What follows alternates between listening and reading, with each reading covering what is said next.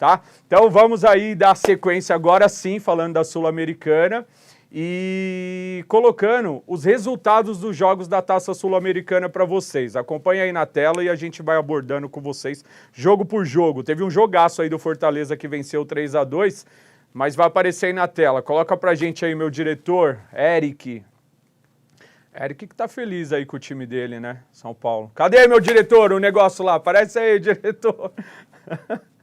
Deu um probleminha aí, daqui a pouco ele deve estar lá empolgado com o São Paulo dele, né? E aí a gente começa a falar, ele se empolga junto. Mas tem os jogos da Copa Sul-Americana, que é a abertura do nosso programa, né? O Fortaleza que venceu ontem. Cara, para quem assistiu o jogo do Fortaleza, tá aí, ó. Fortaleza 3, São Lourenço 2. Foi mó jogão esse daí, para quem teve a oportunidade de acompanhar. O Fortaleza super bem na Copa Sul-Americana, surpreendendo, o líder do grupo. A gente vai mostrar aí na sequência a classificação da Copa Sul-Americana, mas vamos falar dos resultados primeiro. O Audax Italiano, que venceu o Santos por 2-1 e praticamente eliminou o Santos da Copa Sul-Americana, porque essa Copa Sul-Americana, ela não se classifica como a Libertadores dos dois primeiro, é só o líder do grupo, então o Santos praticamente deu adeus. O Tigre 0-0 com o Deportivo Tolima e o Blooming perdeu para o New Old The Boys, que é outro time também 100% aí na Copa Sul-Americana, líder do seu grupo, que é inclusive que está no grupo do Santos. Despachou o Santos e o Nils fazendo uma belíssima campanha. Agora nós vamos colocar, diretor, se der, divide na tela a minha imagem e a imagem da classificação aí dos grupos, se você conseguir, por favor, que aí a gente vai abordando em cima. Isso, boa, Eric. Tá vendo aí, o nosso diretor, gente boa, é isso aí, Eric. O Eric, a sintonia é rápida, ele começa a entender já os meus pensamentos, coloca na tela até às vezes o que eu não peço, porque ele já sabe o que eu vou pedir. Mas é isso, ó. Grupo A, LDU de Quito lá liderando com 4 jogos e 8 pontos.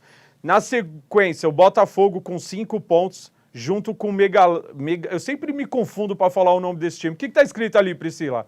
Magallanes? Como que é o nome desse time? É isso aí, é esse time aí mesmo com 3 pontos. E o César Valerro aí com 1 ponto, apenas o lanterninho do grupo, LDU. A caminho aí a passos, não digo passos largos, né? Porque ele tem 8 pontos e o Botafogo 5, uma derrota da LDU, uma vitória do Botafogo, o Botafogo já está ali em cima. Então é um grupo ainda que vai ficar entre LDU e Botafogo. Depois no grupo B, a gente tem esse grupo sim, o grupo mais complicado, né? Todos com 4 pontos. Todos, Huracan, Danúbio, Emelec e Guarani do Paraguai.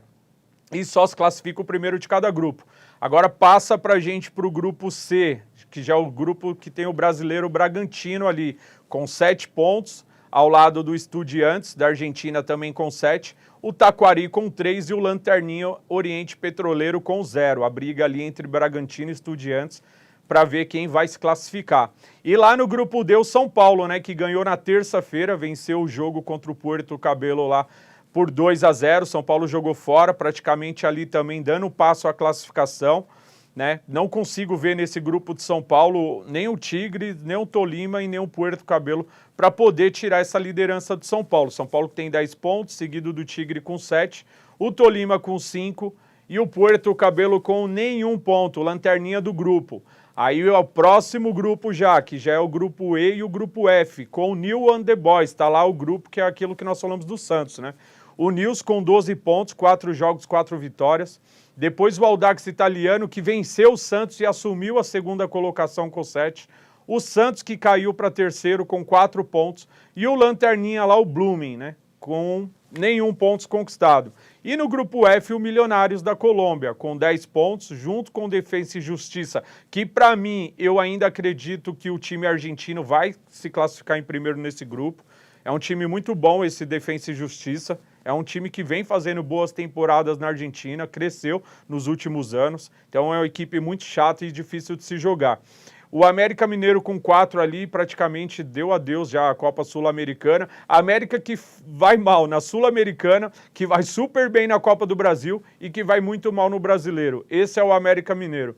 E o Peñarol ali com nenhum ponto conquistado. O Lanterna, a maior decepção desse grupo é o Peñarol, que não ganhou de ninguém.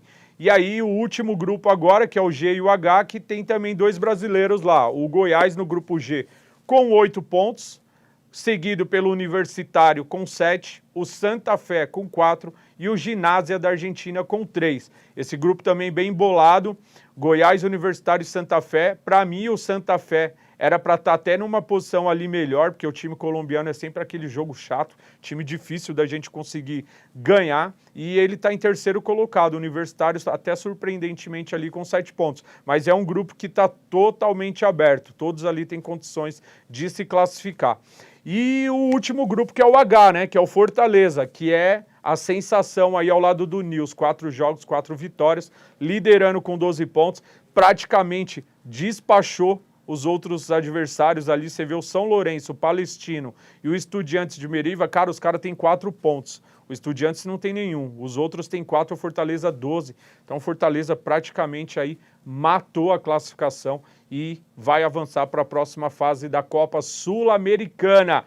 Esses são os jogos e foram também, e aí tem, obrigado diretor, tá vendo como o diretor é? Ele já joga ali e já fala a mesma língua aqui, a gente se entende. Então, Copa Sul-Americana é os jogos de hoje, tá? Que são os jogos que justamente vão complementar essa rodada, que iniciou-se lá na terça-feira com o jogo do São Paulo, aí teve ontem na quarta-feira e hoje na quinta-feira esses jogos aí. Danúbio contra o Guarani do Paraguai, Taquari contra o Estudiantes, o César Valerro contra o Botafogo, o Estudiante Meriva contra o Palestino, o Huracan e Emelec e o Lanterninha Oriente Petroleiro pegando o Bragantino. Bragantino que tem uma grande chance aí de avançar e disparar nesse grupo, porque o Oriente Petroleiro não ganhou de ninguém, é o Lanterna do Lanterna, e mesmo jogando fora, o Bragantino tem totais condições de voltar com esses 3 pontos, tá? Então os brasileiros aí super bem na Copa Sul-Americana, tirando o Santos, que tá fora já praticamente. Muito, muito, muito difícil o Santos conseguir tomar a posição do Nils, teria que ganhar todos os jogos, torcer por tropeço do Nils e de verdade não vai acontecer. Então, tirando a equipe do Santos ali e o Botafogo que está ali tentando, os outros brasileiros estão super bem. O São Paulo está bem, o Fortaleza está bem, o próprio Bragantino está bem, o Goiás está indo bem ali também, liderando o seu grupo. Então, são os brasileiros na Copa Sul-Americana. E agora, falar de Libertadores da América, né? Essa Libertadores que o torcedor corintiano ontem teve, eu acho que todos os tipos de sentimentos, né? Porque antes de nós começarmos a falar do Corinthians, a gente vai mostrar o jogo que antecedeu a partida do Corinthians contra o Argentino Júnior, que foi o jogo do Liverpool, que é o lanterna do grupo, aquele mesmo Liverpool que eu venho falando no programa, que seria o saco de pancadas do grupo, que é um time de várzea, que não ganharia de ninguém, e ontem, surpreendentemente, ganhou do Del Valle, que é o próximo adversário do Corinthians. E aí, para você, torcedor que está em casa, que já tinha dado o Corinthians como eliminado, porque o Corinthians estava praticamente eliminado antes da partida, porque era muito difícil pensarmos que o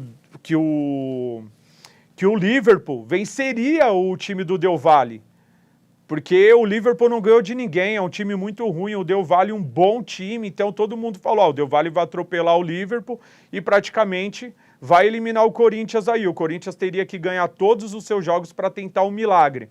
E aí quando a gente viu o resultado final dessa partida, que é aqui que nós vamos mostrar agora os melhores momentos para vocês de Liverpool e Independente Del Valle, quando o Liverpool ganhou, eu acho que o corintiano explodiu em casa, porque o que acarretou com a vitória do Liverpool?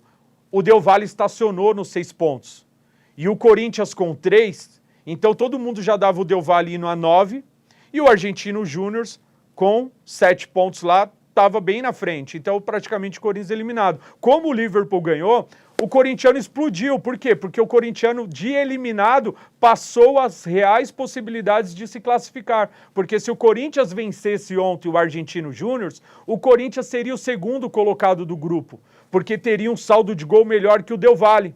Então o Corinthians iria a 6 pontos, ficaria em segundo lugar e na partida que agora, que é a próxima da Libertadores, jogando fora de casa contra esse mesmo Del Valle, o Corinthians precisaria só de um empate para poder decidir a última contra o Liverpool em Itaquera.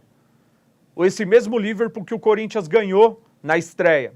Então a situação do Corinthians seria muito favorável. Mas aí nem o pior time do grupo,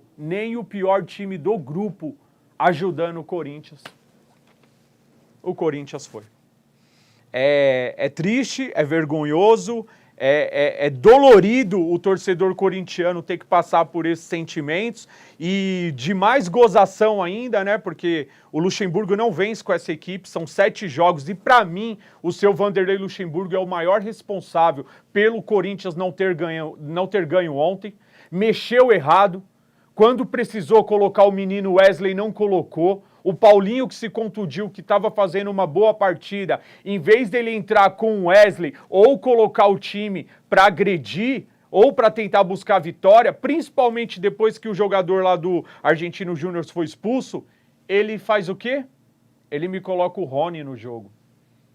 E aí, Luxemburgo, de verdade você mostrou o quanto você ontem foi covarde. O quanto faltou personalidade para você agredir. Porque, cara, não é possível que o corintiano vai ficar passando por isso. Até quando o time tá com um a mais, esse time não consegue agredir. Até quando o time tá com um a mais, ele não consegue colocar essa equipe para frente. São 3 gols. 3 gols que o Corinthians fez em 7 jogos, cara. 3 gols em 7 jogos. Uma equipe que não marca mais de 337 minutos. Você sabe que é uma equipe não sair na frente, marcando o primeiro gol a mais de 337 minutos, mais de 4 jogos, meu irmão. E aí quando você tem a oportunidade, e a grande oportunidade de agredir o seu adversário, o rival direto, você simplesmente recua o time, porque depois que o Argentino Júnior teve o jogador expulso, as melhores oportunidades ainda foram do Argentino Júnior. E aí vai falar o quê? Qual perspectiva ou qual esperança que o torcedor tem de poder ver um time classificado tanto na Libertadores ou acreditar que na Copa do Brasil essa equipe vai ter postura? Aí vem o seu Vanderlei Luxemburgo na entrevista coletiva, dá sorrisinho, vem debochar de algumas perguntas que o repórter fez, e aí ele se esquiva das perguntas falando de outros assuntos. Vanderlei, você tá irreconhecível, cara. Quantas vezes eu não te defendi, quantas vezes aqui eu não pedi sua contratação, quantas vezes eu falei Luxemburgo, coloca o Luxemburgo, vai meter o pé na porta, Luxemburgo vai revolucionar o Corinthians, mas Luxemburgo, de verdade, tá difícil, cara. Tá difícil até tentar te ajudar, porque você é irreconhecível, cara. Você, sei lá, se perdeu no tempo, tá longe de ser o Vanderlei Luxemburgo que a gente conheceu. Aquele Vanderlei Luxemburgo que colocava o time pra cima. Aí, Luxemburgo, eu até entendo quando você fala que não tem tempo para treinar essa equipe, que não tem tempo de trabalhar essa equipe. Eu até entendo, Luxemburgo, quando você fala isso. Só que daí, beleza, o time também não tá tomando gol, o time também acertou a defesa, legal. Você acertou a defesa, então agora você vai ter que trabalhar esse ataque. Só que ontem, Luxemburgo, independente de você ter tido tempo para treinar, para não treinar, cara, os caras estavam com 1 a menos. Foi a sua grande oportunidade de ir para cima e de tentar colocar o Corinthians na frente para que o torcedor corintiano voltasse a sonhar e ter esperança no jogo da Libertadores. Que com esse empate você matou o Corinthians. Porque eu não acredito e acho muito difícil o Corinthians ganhar do Del Valle lá. Muito difícil. Porque nós vamos ver os melhores momentos do jogo do Del Valle agora. Para quem acha que o Liverpool fez 1 a 0, o Del Valle não jogou nada, muito pelo contrário. O Del Valle teve muitas oportunidades. Foi um dia que realmente era para dar tudo errado. E tudo certo para o Corinthians. E não deu nada certo para o Del Valle e piorou para o Corinthians. Coloca os melhores